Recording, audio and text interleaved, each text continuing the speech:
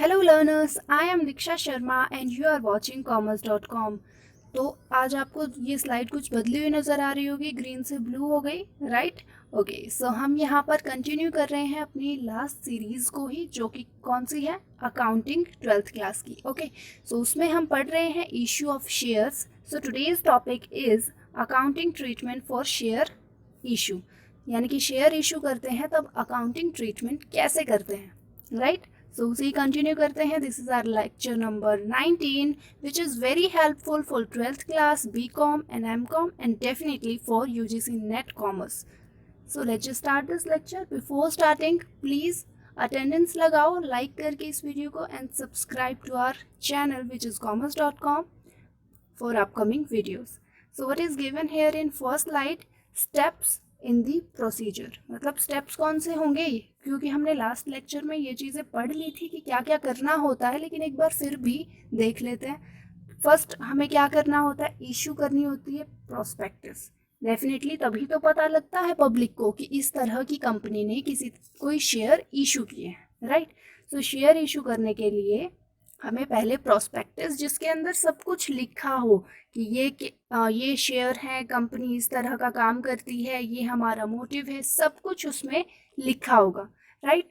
फिर उसके बाद रिसीट ऑफ एप्लीकेशंस। सो जो एप्लीकेशंस आएंगे, यानी कि पब्लिक जो है एप्लीकेशंस देगी और उसके साथ में जो भी एप्लीकेशन अमाउंट है वो दिया जाएगा। और उस जो भी एप्लीकेशन रिसीव हुई, अब उनमें से शेयर अलॉट किए जाएंगे। अभी तक शेयर अलॉट नहीं किए ना, पब्लिक ने सिर्फ एप्लीकेशन भरी और साथ में फीस दी। अब उसके बदले में उन्हें शेयर्स अलॉट किए जाएंगे और साथ में जो भी अमाउंट बाकी है वो उनसे लिया जाएगा, या तो एक साथ या बाद में। हम पढ़ते हैं कि जब हम एप्लीकेशन की बात करें तो उसमें क्या होता है कि मिनिमम सब्सक्रिप्शन अमाउंट होता है, यानी कि अगर किसी कंपनी ने शेयर इशू किए, तो उसे अगर 1 लाख के शेयर इशू किए हैं तो उसके पास 90,000 की एप्लीकेशंस आनी चाहिए। अगर इससे कम की आती है तो वो शेयर इशू नहीं कर सकती, यानी कि उन्हें अलॉट नहीं कर सकती, ठीक है? तो इससे क्या होगा? रद्द माना जाएगा, यानी कि इसे मतलब ये वाली प्रोसेस को पूरा यहीं की यहीं बंद करना पड़ेगा, राइट? ऐसा क्यों? क्योंकि मिनिमम सब्सक्रिप्शन अमाउंट ही नहीं आया, जो कि ज़रूरी है एक कंपनी के लिए, क्योंकि काफ़ी सारे खर्चे होते हैं एक कंपनी में। जब कंपनी इशू कर रही है शेयर या फिर उसके पहले के खर्चे, तो वो पूरे होने ज़रूरी हैं, ठीक है? सो इससे रिलेटेड सेबी ने भी काफ़ी सारी गाइडलाइंस दी हैं, उन्हें भी पढ़ेंगे। So minimum amount that in the option of director must be raised to meet the needs of business operation of the company related to, यानी कि एक कंपनी जो काम कर रही है उससे रिलेटेड डायरेक्टर्स का भी कुछ खर्चा होता है और बाकी खर्चे भी होते हैं जो फुलफिल होने ज़रूरी होते हैं। कौन से खर्चे? The price of any property, जैसे कोई भी अगर प्रॉपर्टी खरीदी है उससे रिलेटेड कोई खर्चा, या फिर प्राइमरी एक्सपेंसेस किए हैं जब कंपनी बनी, कमीशन दिए होंगे, या फिर connected with issue of share, यानी कि शेयर इशू करते टाइम कुछ खर्चे हुए होंगे, जैसे बैंक में अगर अपना अकाउंट खुलवाया या बैंक को कुछ पैसे दिए, तो उस तरह की चीज़ें। Repayment of any money borrowed, जो कि अगर कोई पैसा हमने उधार लिया था कंपनी बनते टाइम, वो सारे खर्चे। To any other expenditure, registration के टाइम पे कुछ हमने या फिर और कोई खर्चे किए हो, तो उन सभी खर्चों को हम क्या बोलते हैं? मिनिमम सब्सक्रिप्शन से ही उसे हम निकालते हैं, राइट? सो मिनिमम सब्सक्रिप्शन का अमाउंट एक ऐसा अमाउंट होता है जो ज़रूरी है कंपनी के लिए, राइट? अपने इन सभी जो शुरुआती खर्चे हैं उनको पूरा करने के लिए। सो मिनिमम सब्सक्रिप्शन से रिलेटेड जो सेबी ने गाइडलाइंस दी हैं वो कैसे हैं कि it is note that minimum subscription of capital not less than 90% of the share issued amount, यानी कि सेबी ने कहा कि जो पूरा अमाउंट जो इशू किया है उसका 90% से कम की एप्लीकेशन नहीं आनी चाहिए। अगर आती हैं तो क्या होगा इस कंडीशन में?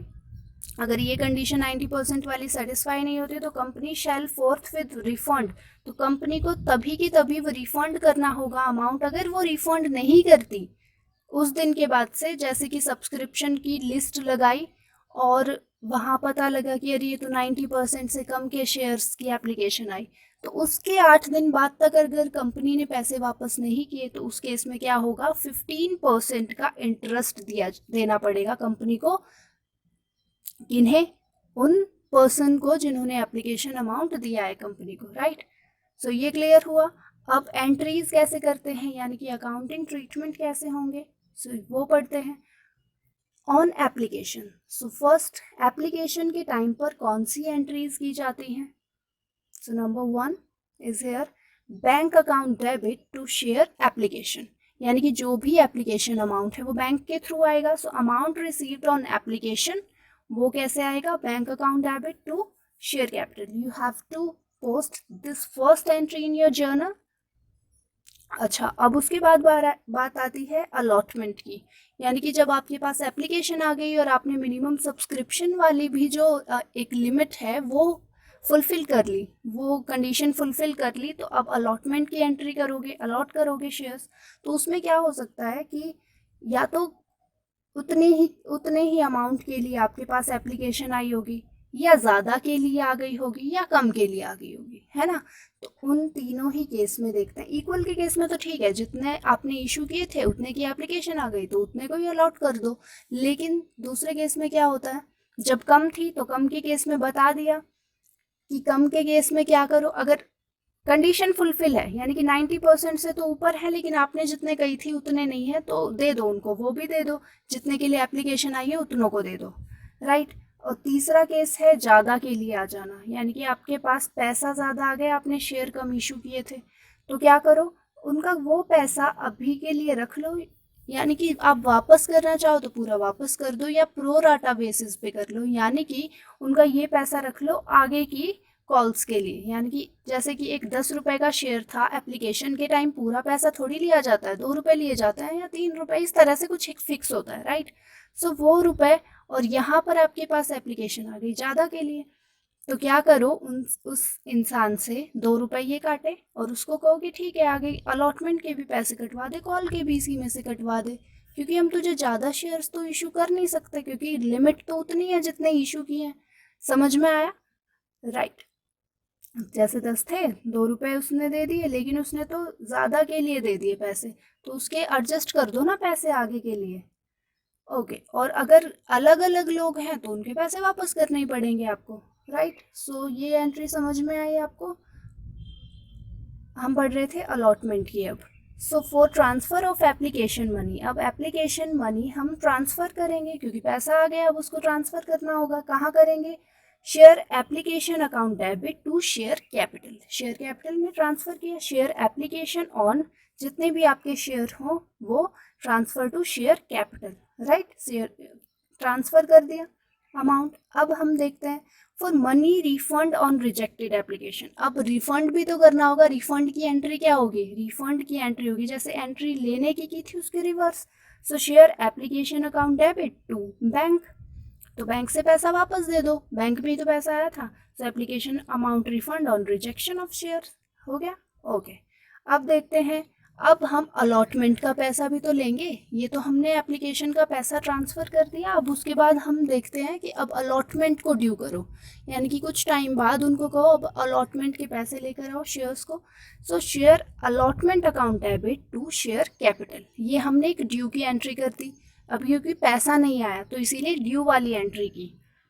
अब करते हैं आगे, for adjustment of excess application money, अब इसी अलॉटमेंट में जब जैसे टाइम आया अलॉटमेंट का, तब अगर हमारे पास पहले से बचा हुआ पैसा है, अगर लोगों ने ज़्यादा रुपए दे रखे थे तो वो अब उनके खाते में चढ़ाए जाएंगे विद इंटरेस्ट, राइट। यानी कि अगर किसी इंसान ने एप्लीकेशन के टाइम पे ही ज़्यादा पैसे दे दिए थे, उसकी एंट्री तो अब करेंगे अलॉटमेंट के टाइम पे, लेकिन तब का पैसा पड़ा हुआ अब एंट्री हो रही है तो उस पर इंटरेस्ट भी तो दोगे उसको। सो क्लियर हुआ, okay. For receipt of allotment money, अब क्या है, अलॉटमेंट मनी, ये तो चलो उन लोगों की एंट्री हो गई थी जिन्होंने पहले से पैसे दे रखे थे, अब जिन्होंने इस ड्यू की एंट्री के बाद पैसे दिए तो उनके लिए bank to share allotment, right, okay. Let's move to the next one. यहाँ है कंबाइंड अकाउंट, अगर आप एप्लीकेशन और अलॉटमेंट दोनों एक साथ करते हो, दोनों की एक साथ एंट्री करना चाहते हो तो कैसे करोगे? सो एंट्री बिल्कुल सेम होंगी, थोड़ा बहुत अंतर है। कैसे है? सबसे पहले बैंक में पैसा आया, bank account debit to share application and allotment कर दोगे। पहले एप्लीकेशन होता था, अब अलॉटमेंट कर दिया, right. So next one is for transfer of application money to allotment due. So अब यहाँ पर आप अलॉटमेंट ड्यू में उस पैसे को ट्रांसफर कर रहे हो। So share application and allotment account debit to share capital, right, it's clear. Transfer कर दिया money. Now for money refunded और रिजेक्टेड, अब जो रिफंड वाली एंट्री होती थी वो कैसे थी? Share application to allotment account debit to bank. ये बैंक से पैसा दे दिया, क्योंकि आया कैसे था? ऐसे, तो इसका रिवर्स हो गई तो हम वापस देंगे। Clear? Okay. So now receipt of allotment amount. अब यहाँ आपने ड्यू की एंट्री की थी, अब उसके बदले में पैसा आ गया, अमाउंट, तो डेफिनेटली तो रिसीट की एंट्री कैसे होगी? Bank account debit to share application and allotment. Clear? Okay, let's move to the next one. अब कॉल्स, मतलब ये भी नहीं होता, कंपनी क्या करती है, जैसे 2 रुपये मंगाए, फिर 3 अलॉटमेंट में मंगा लिए, अभी भी कितने बचे? कुछ पैसे बचे ना, उनकी कॉल्स बना देती है। यानी कि एप्लीकेशन और अलॉटमेंट के बाद जो पैसा 1-1, 2-2 ऐसे करके मंगाती है, उसे कॉल्स बोलते हैं। फर्स्ट कॉल, सेकेंड कॉल, ये भी हमने पढ़ा था, राइट। सो अब क्या होगा? अब फर्स्ट, जैसे अलॉटमेंट के पैसे, पहले अलॉटमेंट का मनी ड्यू किया, फिर उसके बाद पैसा आया, इसी तरह कॉल्स की एंट्री होगी। सबसे पहले हमने कॉल्स ड्यू की। So for amount due share calls account debit to share capital, right. वहाँ क्या किया था? शेयर अलॉटमेंट किया था, राइट। यहाँ पर क्या होगा? कॉल्स। अब पैसा आने पर क्या होगा? Bank account debit to share calls, right. Okay, let's move to the next one. This is enough for today's lecture. अब आगे हम पढ़ेंगे जब एरियर हो जाए, यानी कि पैसे दे। ये ज़रूरी थोड़ी है कि जितनों से हमने पैसे मांगे वो सब देंगे। ये भी तो हो सकता है कि बहुत सारे लोगों ने अलॉटमेंट करवा ली लेकिन आगे की कॉल्स नहीं दी, उनके शेयर्स भी हमें फॉर फीचर करने पड़े। फॉर फीचर क्या होता है ये भी पढ़ेंगे। सो काफ़ी लंबा ये टॉपिक है, सो डेफिनेटली धीरे धीरे कवर करेंगे। You have to practise these questions in your notebook. और अगर कोई क्वेरी है तो definitely comment box is yours, उसे अच्छे से यूज़ करो। And we have made our FB group, you can join it by Facebook पर जाकर सर्च करना commerce.com, राइट। सो वहाँ पर आपको ग्रुप मिल जाएगा, यही आइकन होगा वहाँ जो हमारे चैनल का है, तो उसे ज्वाइन कर लो। अपनी क्वेरीज वहाँ पोस्ट कर सकते हो, मैं या मधु मैम या सौरभ सर, कोई भी आपकी क्वेरी को रिजॉल्व कर देगा definitely. Okay, so keep learning, keep growing and connected with commerce.com.